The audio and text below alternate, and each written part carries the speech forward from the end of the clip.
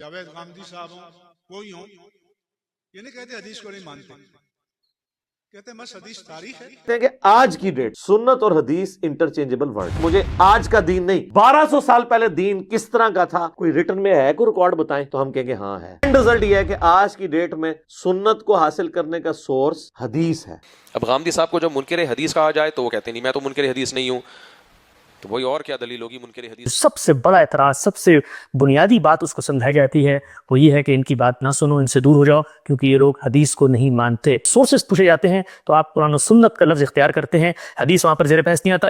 تو میں نے عرض کر دیا کہ حدیث کی حقیقت یہ ہے کہ وہ زمانہ رسالت کی تاریخ ہے. سلامتی ہے ان آنکھوں پہ جو ہدایت پہ نظریں جمائے بیٹھی ہیں، ان کانوں پہ جو ذکر خیر کے منتظر رہتے ہیں، اور ان قدموں پہ جو ہدایت کی راہ پہ گامزن ہیں. بسم اللہ الرحمن الرحیم. السلام علیکم. مکتب غامدی کی ایک اور نشست میں خوش آمدید. سلسلہ گفتگو 23 اعتراضات کی سیریز میں جاری ہے، اور آج اس سلسلے کی ہم قسط نمبر 135 شروع کرنے جا رہے ہیں. ایک نئے اعتراض، ایک نئی الجھن غامدی صاحب کی فکر پہ ایک نئی تنقید کے ساتھ حاضر خدمت آغاز کرتے ہیں. غام صاحب بہت شکریہ آپ کے وقت کا. غام صاحب اگر میں آپ سے یہ بات عرض کروں کہ کوئی شخص دنیا میں آپ سے متاثر ہوتا ہے، آپ کی کسی بات کو سنتا سمجھتا ہے اور مذہبی حلقوں میں جا کر آپ کا نام لیتا ہے، تو جو سب سے بڑا اعتراض، سب سے بنیادی بات اس کو سمجھائی جاتی ہے وہ یہ ہے کہ ان کی بات نہ سنو، ان سے دور ہو جاؤ، کیونکہ یہ لوگ حدیث کو نہیں مانتے.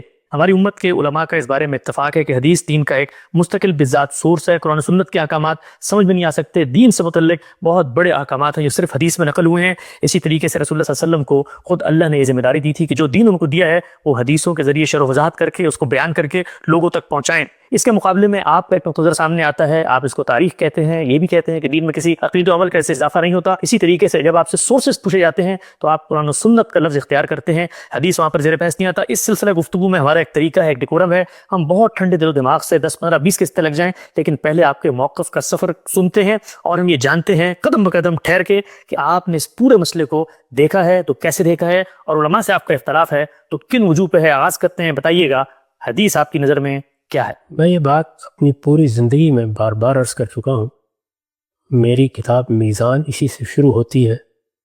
اس سے پہلے ہم نے جن مباحث پر گفتگو کی ہے ان میں بھی یہ بات بار بار دہرائی گئی ہے کہ رسالت پاک صلی اللہ علیہ وسلم ہی دین کا تنہا ماخذ ہے، اور رسالت پاک صلی اللہ علیہ وسلم سے یہ دین ہمیں 2 صورتوں میں ملا ہے، ایک قرآن، دوسرے سنت. ان دونوں کا تعارف ہم کرا جو اس سے یہ بات بالکل واضح ہو جاتی ہے کہ قرآن بھی مسلمانوں کے اجماع اور تواتر سے منتقل ہوا ہے، اور سنت بھی مسلمانوں کے اجماع اور تواتر سے منتقل ہوئی ہے.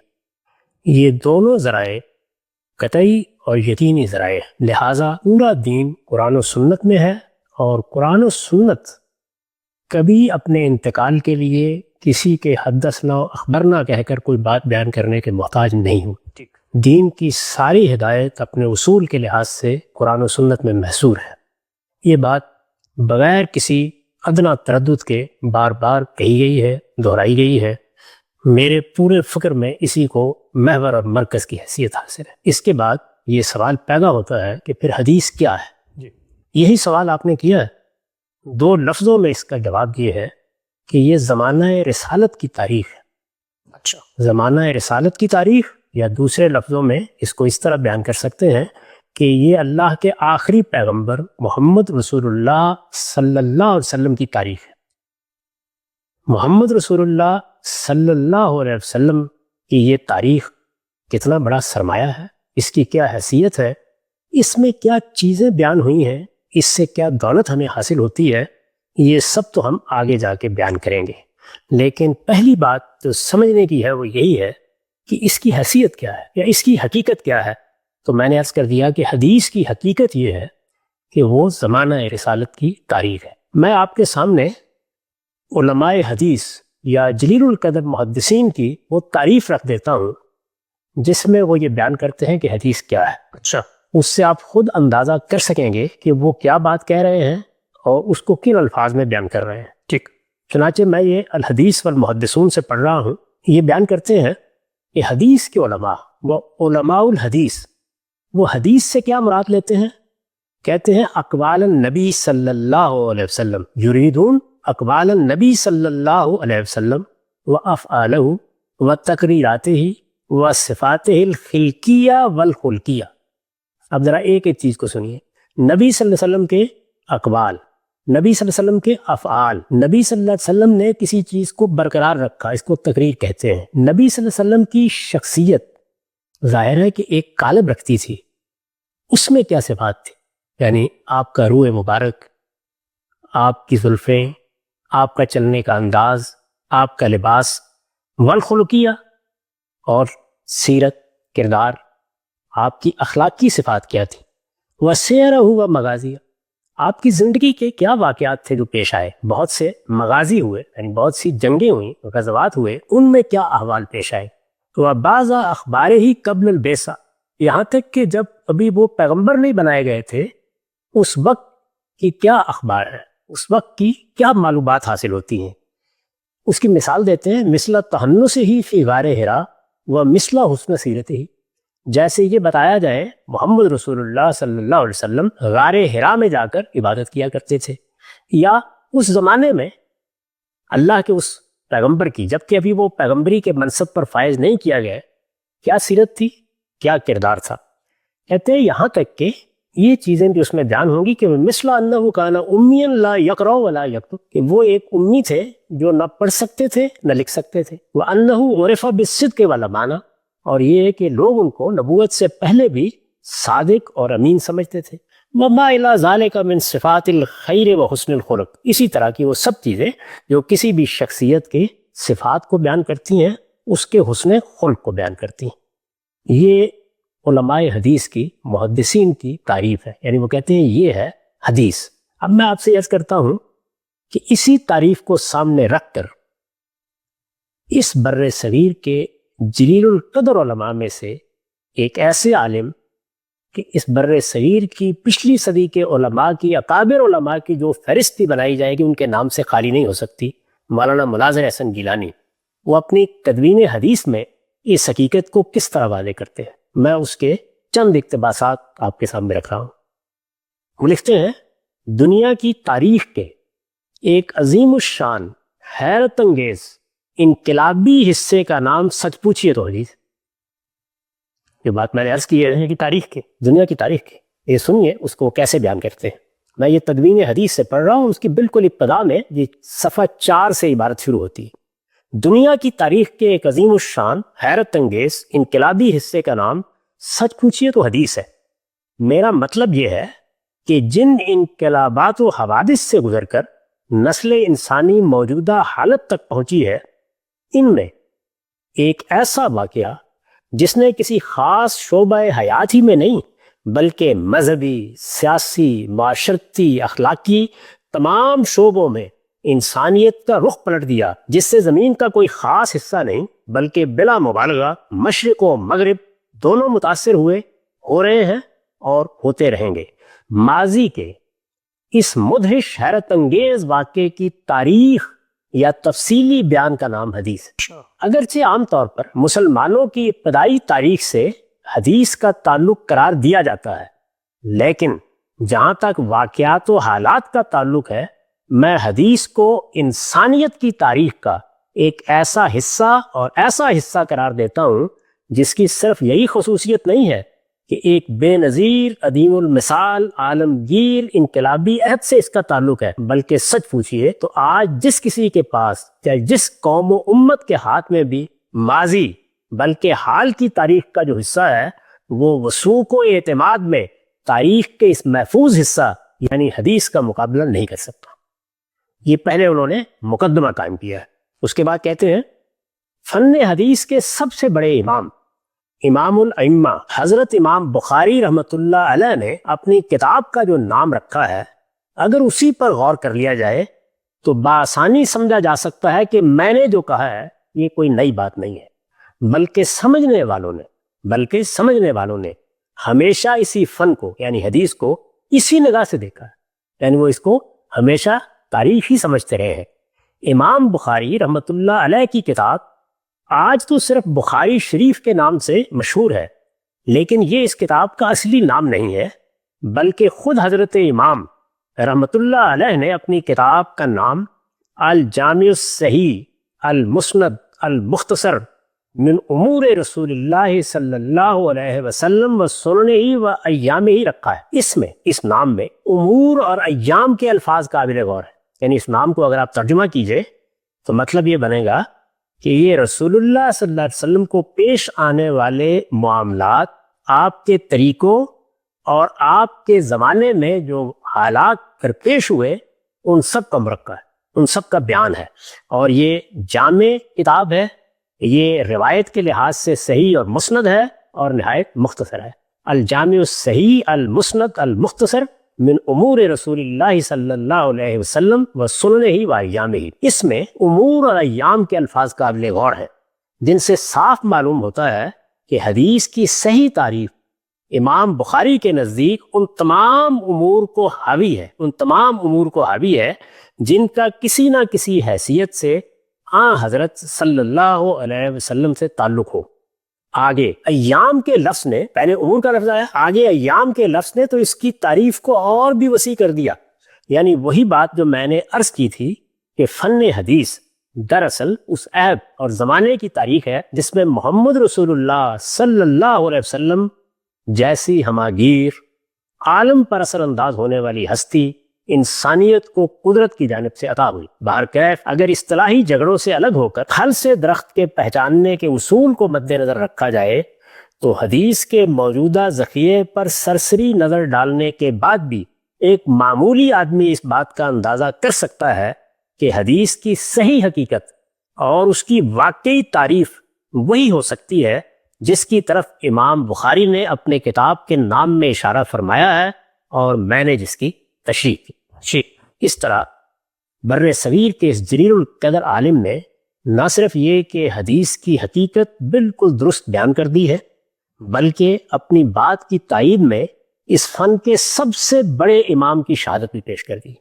یہ آپ جانتے ہیں کہ حدیث کی تاریخ میں جو جلیل القدر ائمہ پیدا ہوئے ہیں ان میں امام بخاری کا کیا مقام ہے۔ کہا جا سکتا ہے کہ وہ اس فن کے سب سے بڑے آدمی، اور ان کے سب سے بڑے آدمی ہونے پر کم و بیش علم کا اجماع ہو چکا ہے۔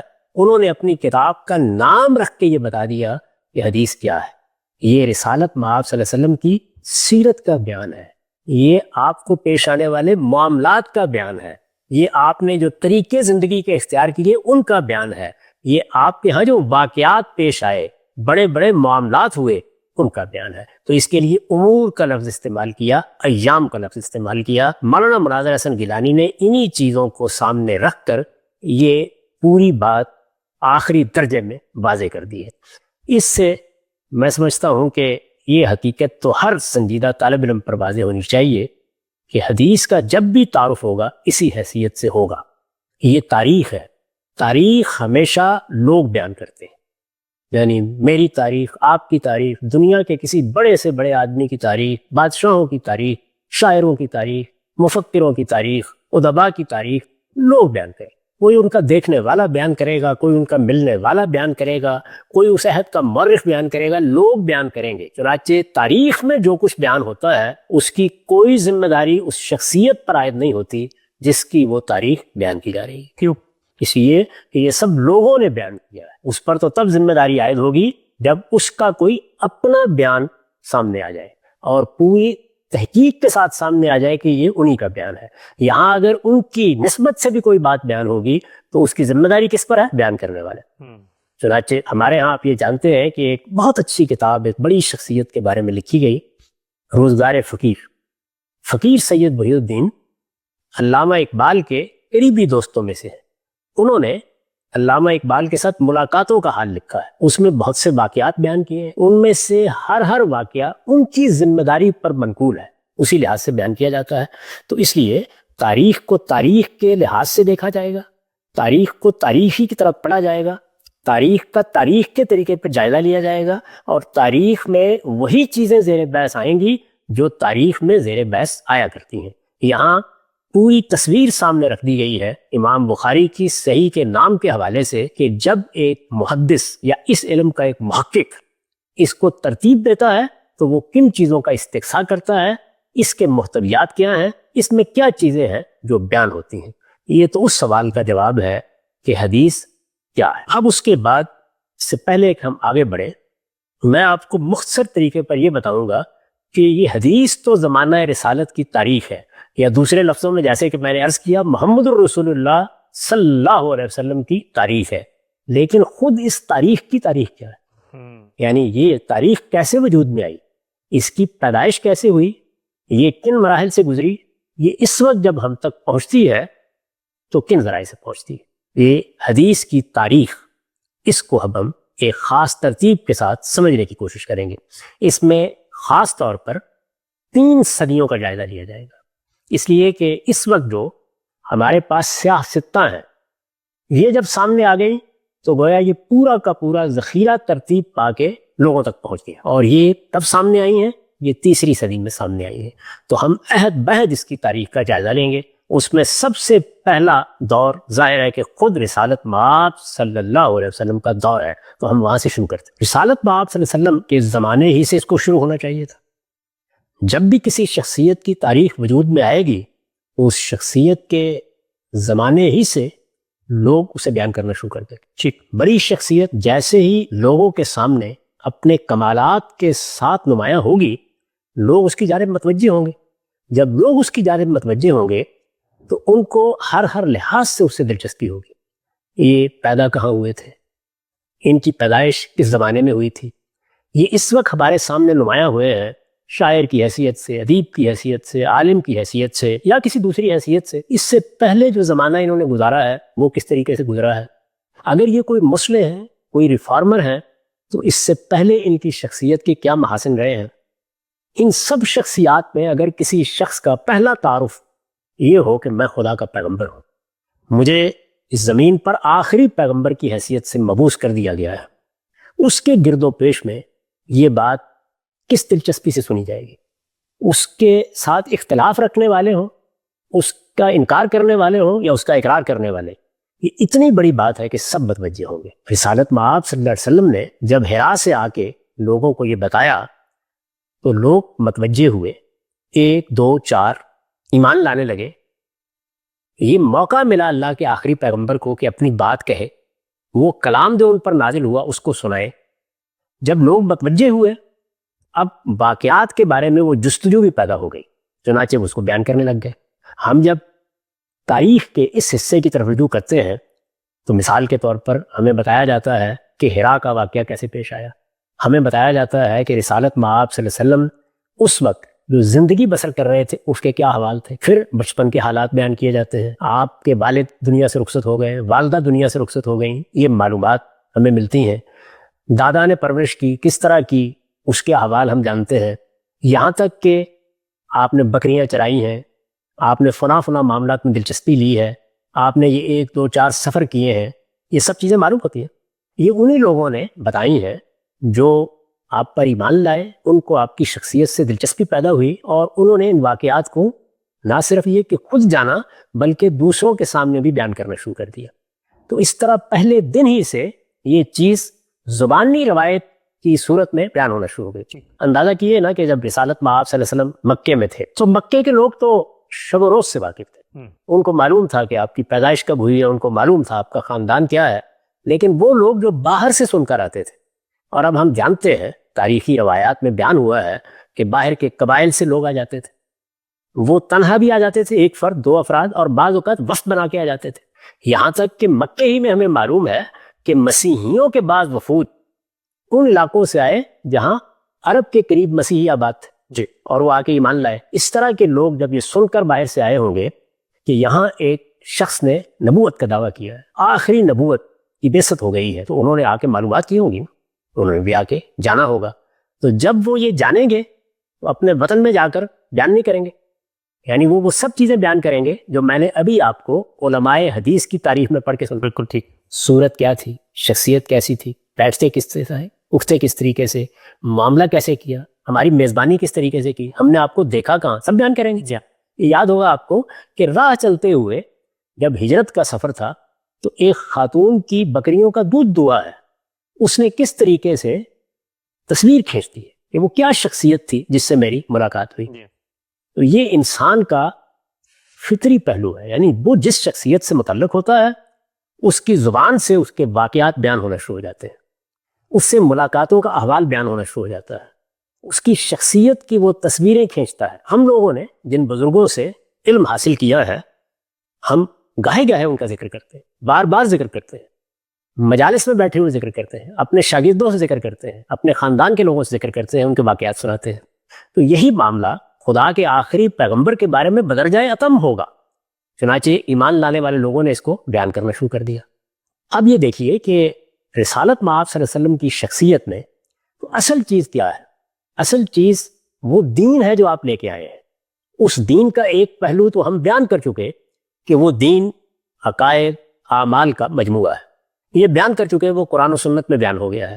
لیکن اس دین کا سب سے بڑا اور سب سے پہلا عالم کون ہے؟ وہی پیغمبر جو وہ لے کے آیا ہے۔ تو ہر شخص کو رسالت مآب صلی اللہ علیہ وسلم کے علم سے بھی دلچسپی ہوگی۔ بالکل، علم کیا ہے؟ اس وقت ہم دین کا عالم کسے کہتے ہیں؟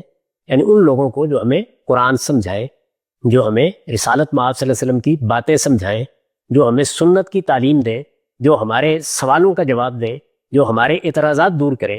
یہی کام پہلے دن سے رسالت مآب صلی اللہ علیہ وسلم بھی کریں گے، اور جب کریں گے تو اس سے کیا چیز وجود میں آئے گی؟ دین کا علم وجود میں آئے گا۔ دیکھیے، ایک ہے دین، وہ عقائد و اعمال کا مجموعہ ہے، ہم عرض کر چکے کہ وہ قرآن و سنت میں بیان ہو گیا اور اسی میں محصور ہے۔ ایک چیز ہے دین کا علم، یعنی جس علم کے ساتھ اب بھی علماء پیدا ہوتے ہیں۔ تو رسالت مآب صلی اللہ علیہ وسلم کا علم بھی لوگوں تک پہنچے گا۔ جب علم لوگوں تک پہنچے گا تو اس کو بھی وہ آگے بیان کریں گے۔ یعنی کوئی شخص سوال کرے گا، رسالت مآب صلی اللہ علیہ وسلم اس کا جواب دیں گے۔ کوئی شخص اعتراض کرے گا، پہلے دور میں تو اعتراضات بھی بہت ہوئے ہیں، رسالت مآب صلی اللہ علیہ وسلم اس کو رفع کریں گے۔ سننے والا اس کو سنے گا، اپنی بستی میں جائے گا، اپنے گھر والوں کے پاس جائے گا، بیان کرے۔ یہ چیز فطری طور پر ہونا شروع ہو جاتی ہے۔ رسالت مآب صلی اللہ علیہ وسلم نے بھی یہ دیکھا ہوگا کہ میرے گرد و پیش میں لوگ یہ سب بیان کر رہے ہیں۔ میں پھر عرض کر دوں کہ نہ اس کے لیے کسی کو ترغیب دینے کی ضرورت ہے، نہ اس کے لیے کسی کی ذمہ داری لگانے کی ضرورت ہے، یہ تو خود بخود ہونا ہے، یعنی اس کو روکا ہی نہیں جا سکتا۔ لیکن میں اب آپ کے سامنے رسول اللہ صلی اللہ علیہ وسلم کے بعض ارشادات رکھتا ہوں، جس سے آپ کو اندازہ ہوگا کہ آپ نے اس کی تحسین فرمائی کہ لوگ اگر کوئی میری زبان سے ایسی بات سنتے ہیں جو دوسروں تک پہنچنی چاہیے تو وہ پہنچائیں اس کو۔ یہ ایسے ہی ہوگا۔ یہ اس وقت بھی ہر عالم کی خواہش ہوتی، یعنی جو آدمی بھی دین کا عالم ہے وہ کتاب کس لیے لکھتا ہے؟ اس لیے لکھتا ہے کہ لوگ اس کو پڑھیں۔ وہ تعلیم کس لیے دیتا ہے؟ اسی لیے دیتا ہے کہ لوگ اس سے فائدہ حاصل کریں۔ وہ تقریر کرتا ہے، دعوت دیتا ہے، سوالوں کے جواب دیتا ہے، تو اسی لیے دیتا ہے۔ تو رسالت مآب صلی اللہ علیہ وسلم نے بھی لوگوں کو توجہ بھی دلائی اور تحسین بھی کی اور حوصلہ افزائی بھی فرمائی۔ میں آپ کے سامنے یہ سنن ابن ماجہ ہے، اس کا ایک باب رکھتا ہوں جس میں وہ بیان کرتے ہیں کہ رسالت مآب صلی اللہ علیہ وسلم نے کس طرح حوصلہ افزائی فرمائی کہ میری بات جو لوگ سنتے ہیں، ظاہر ہے کہ ایک تو آپ کے واقعات ہیں، حوادث ہے، ایام ہے، وہ چیزیں جو پیش آ رہی ہیں، یہ آپ کی شخصیت ہے، آپ کا سراپا ہے۔ ایک یہ کہ آپ کا علم، تو جو لوگ اس کو سنتے ہیں وہ اس کو پہنچائیں، اور اگر پہنچائیں گے تو یہ کتنی غیر معمولی بات ہوگی۔ چنانچہ میں یہ جو روایتیں ہیں یہ ایک سے زیادہ ہیں، ان میں سے ایک روایت آپ کے سامنے رکھ دیتا ہوں جس میں اس مدعا کو سب سے زیادہ مختصر الفاظ میں بیان کر دیا گیا ہے۔ نبی صلی اللہ علیہ وسلم نے فرمایا، نضر اللہ عمرن سمع منا حدیثا فبلغہ، دوسری جگہ ہے سمع مقالتی فبلغہ، یعنی اللہ تعالیٰ اس شخص کو ہمیشہ تر و تازہ رکھے جس نے مجھ سے کوئی بات سنی، سمع منا حدیثا، سمع مقالتی جس نے میری بات سنی، مقالہ بھی اسی کو کہتے ہیں، پھر اس نے اس بات کو دوسروں تک پہنچا دیا، یعنی بات سنی، محسوس کیا کہ یہ بات تو بڑی قیمتی ہے، یہ بڑا علم ہے، اس کو دوسروں تک پہنچا دیا۔ فرمایا فرب مبلغ احفظ من سامعین، اس لیے کہ کتنے وہ لوگ ہیں جن تک کوئی بات پہنچائی جاتی ہے تو وہ پہلی مرتبہ سننے والے سے زیادہ بہتر طریقے سے اس کو محفوظ رکھتے ہیں۔ سبحان۔ اچھا، تو اس روایت کے جتنے پہلو ہیں اور اس مضمون کی جتنی روایتیں ہیں وہ انہوں نے جمع کر دی ہیں یہاں اس باب میں۔ ان کا ایک نظر مطالعہ کرنے کے بعد ہر شخص اندازہ کر سکتا ہے کہ کس طرح رسالت مآب صلی اللہ علیہ وسلم نے حوصلہ افزائی فرمائی۔ اس کا منتہائی کمال جو اسی باب میں بیان ہوا ہے وہ رسالت مآب صلی اللہ علیہ وسلم کا خطبہ حجۃ الوداع ہے۔ جب وہ خطبہ دیا گیا تو اس موقع پر بھی آپ نے کیا فرمایا، الا لیبلغ الشاہد الغائب، اس وقت جو لوگ میرے سامنے موجود ہیں وہ ان لوگوں کو پہنچائیں جو نہیں آ سکے۔ یعنی صحابہ کرام کی تو بڑی تعداد تھی، ان میں سے بہت بڑی تعداد آئی اس خطبے کو سننے کے لیے، لیکن ایسے بھی تھے کہ جو نہیں آ سکے، تو آپ نے فرمایا پہنچائیں۔ اس موقع پر بھی یہی فرمایا، فَإِنَّهُ رُبَّ مُبَلَّغٍ يُبَلَّغُهُ أَوَّلَهُ مِنْ سَامِعٍ، اس لیے کہ کتنے وہ لوگ ہیں کہ جن کو کوئی بات پہنچائی جاتی ہے اور وہ اس کو زیادہ بہتر طریقے پر محفوظ رکھتے ہیں اس شخص سے بھی اس نے اس کو پہلی بار سنا ہوتا ہے. تو اس سے آپ اندازہ کر سکتے ہیں کہ رسالت مآب صلی اللہ علیہ وسلم نے بھی اس کی اہمیت کس طرح بیان فرمائی اور لوگوں کو توجہ دی کہ یہ میرا علم ہے، یعنی میری زندگی کے حالات، میرے واقعات، یہ سب چیزیں بھی اپنی اہمیت رکھتی ہیں، لیکن یہ میرا علم ہے، اس کو بھی اگر کوئی پہنچاتا ہے تو اللہ اسے ہمیشہ تر و تازہ رکھے. اس لیے کہ یہ علم دنیا کی سب سے بڑی دولت ہے. دین کا علم اس وقت بھی کوئی عالم اگر پہنچاتا ہے تو دولت حاصل ہوتی ہے، وجہ یہ کہ یہ اس ہستی کا علم ہو جس کو اللہ تعالیٰ نے آخری پیغمبر کی حیثیت سے مبعوث فرمایا تھا. اس سے تو کوئی بڑی چیز نہیں ہو سکتی کہ مجھے یا آپ کو رسالت مآب صلی اللہ علیہ وسلم کا علم مل جائے. تو لوگوں نے اپنے شوق سے اس کو سنا، لوگوں نے اپنے شوق سے آگے بیان کیا، کسی نے اپنے بچوں کو بتایا، کسی نے بڑوں کو بتایا، کسی نے اپنے قبیلے میں جا کے بتایا. یہ معاملہ میں نے عرض کیا کہ شروع بھی ہو گیا اور خود رسالت مآب صلی اللہ علیہ وسلم نے اس کی حوصلہ افزائی بھی فرمائی، جس میں یہ روایتیں میں نے آپ کے سامنے اس لیے پڑھ دیں کہ یہ معلوم ہو جائے کہ رسول اللہ صلی اللہ علیہ وسلم کو یہ چیز محبوب تھی، پسندیدہ تھی کہ اللہ کا دین تو پہنچ گیا، وہ تو ہر شخص تک پہنچ گیا قرآن و سنت کی صورت میں، یہ میرا علم بھی لوگوں تک پہنچتے رہنا چاہیے، اور جو لوگ اسے پہنچائیں گے ان کو اللہ تعالیٰ شادابی عطا فرمائے گا. ان کے لیے رسالت مآب صلی اللہ علیہ وسلم نے دعا کی ہے، نظر اللہ، یہ دعا ہے رسالت مآب صلی اللہ علیہ وسلم. اس کے بعد اب میں آپ کو یہ بتاؤں گا کہ پھر اس کے شیوع کے کیا کیا مواقع پیش آئے اور اس میں کیا مسائل پیدا ہوئے جن کو سامنے رکھ کر رسالت مآب صلی اللہ علیہ وسلم نے بھی بعض ہدایات دی. سب کیا مسائل پیدا ہوئے کہ جس کے بعد رسالت مآب صلی اللہ علیہ وسلم نے بھی کچھ ہدایات دی. حدیث کیا ہے اور حدیث کو جب قرآن صاحب تاریخ قرار دیتے ہیں تو ماضی کے علماء کی روایت میں اس نقطہ نظر کو کیسے دیکھا جاتا ہے، ابتدائی تعارف موضوع کے سامنے حاصل ہو گیا. اور یہ بات بھی سامنے آئی کہ خود رسالت مآب صلی اللہ علیہ وسلم نے ان کے دور میں جب لوگوں نے ان کی باتیں بیان کرنی شروع کی تو کیسے ان کے لیے دعا کی سلسلہ گفتگو آگے بڑھائیں گے. وقت یہاں پہ ختم ہوتا ہے، دوبارہ حاضر خدمت ہوں گے، تب تک آپ کا بہت شکریہ.